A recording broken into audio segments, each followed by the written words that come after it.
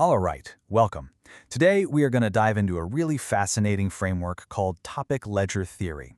It poses a fundamental question.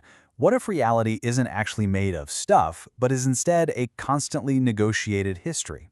This whole idea comes from the research report, A Theorem from Everything to Nothing, and it tries to build the universe from the ground up using nothing but logic and information. Let's see how it works. So the theory's central idea basically flips classical physics on its head. We're taught that reality is built from some kind of fundamental stuff, particles, maybe strings, all moving through space. Well, topic ledger theory says that's just wrong. It argues the universe isn't made of things at all. It's a negotiated history. The most basic unit isn't a particle, but the context where an event takes place. So here's our roadmap for today. We're going to start by defining this new model of reality, and then we'll dig into its mathematical foundations. After that, we'll see how this whole new perspective changes everything we thought we knew about physics, the cosmos, and maybe even consciousness itself. Okay, first things first. We have to deconstruct that old substance-based paradigm to make way for a new model built entirely on information, on context, and on the immutable recording of history. At the heart of the theory are two really key ideas, the topic and the ledger. Think of a topic as any defined context with its own history. It could be a star, a single cell, heck, it could even be an idea. Then, the ledger is the unchangeable record of every single event that has ever happened to that topic. And here's the crucial point. An object is simply the sum total of its recorded history. Now, this entire system operates between two extremes. On one side, you've got everything. This pure, raw potential of every possible history, all coexisting at once, but none of them real just yet. Kind of like a library of every book that could ever possibly be written. And on the other side, you have nothing, a total void, the complete absence of any information. In this framework, to exist simply means you have a recorded history that can be found on this universal ledger. So how do we get from these, philosophical ideas to a formal, rigorous model? Well, this is where the math comes in. We're now going to build the architecture of reality using just a few core axioms from set theory. Our first formal definition is the topic. Imagine everything, denoted by the letter E, as that infinite sea of potential we just talked about. A topic, T, is created when we define a boundary and we isolate a specific, finite piece of that potential. Mathematically, as you can see, it is a proper subset of E. This is the formal act of taking infinite possibility and quantizing it into a single discrete context. Next, we have the ledger. For any given topic, its ledger is the ordered sequence of events that make up its history. Each event is causally linked to the one right before it, which forms what's called a directed acyclic graph, or a DAG. It's directed because cause flows to effect, and acyclic because it can't loop back on itself. Time only moves forward. This chain is completely immutable.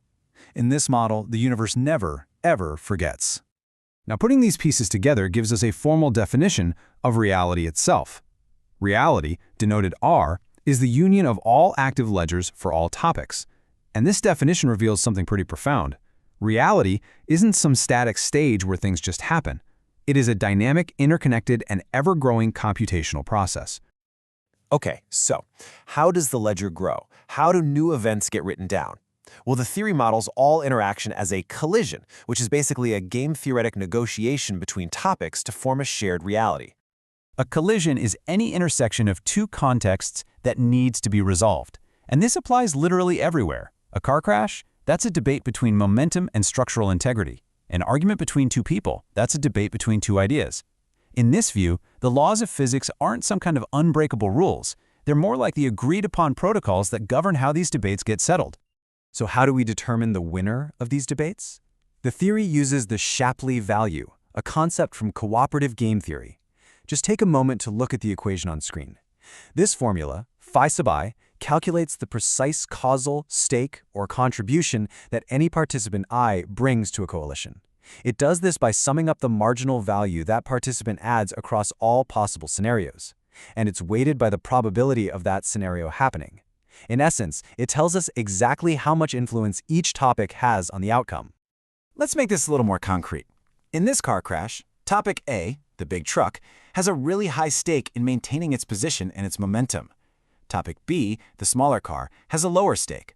The outcome, the new event that gets written to the ledger, is that topic A continues on its path, while topic B's structural integrity, well, it gives way. Reality, then, is just a constant sequence of these weighted negotiations. All right, now that we have the core mechanics down, we can start to see how this theory completely reframes some of the most fundamental concepts in physics, starting with time and gravity. In this model, time isn't a dimension you move through. Time is the irreversible growth of the ledger. The past is just the part of the chain that's already been written. The future is the blank space waiting for the next event. We can even quantify a topic's historical depth using what's called the assembly index, A. This formula measures the complexity of an object's history by summing over its unique parts, I, and weighting them by their multiplicity, n sub I. Similarly, gravity gets reinterpreted not as a force, but as the informational weight of the ledger. Mass is simply a measure of the density of recorded events in a certain region. So a heavy object is really just a topic with a very dense, complex history, creating this well of context that warps the informational geometry of the universe, compelling other topics to interact with it. And this leads to a pretty wild cosmological idea. Our universe might actually be a fork from a parent reality. In this model, a black hole isn't a point of infinite physical density. Instead, it's a computational singularity, a region where the density of historical information becomes so great that it overloads the processing capacity of its local ledger, and this overload forces a fork, creating a brand new universe with a new Genesis block. Okay, so if the past is an immutable ordered ledger, then a really profound implication emerges. History is a computable dataset. It can be read and analyzed. The theory calls this concept forensic reality. If the past is a fixed record, we should be able to read it.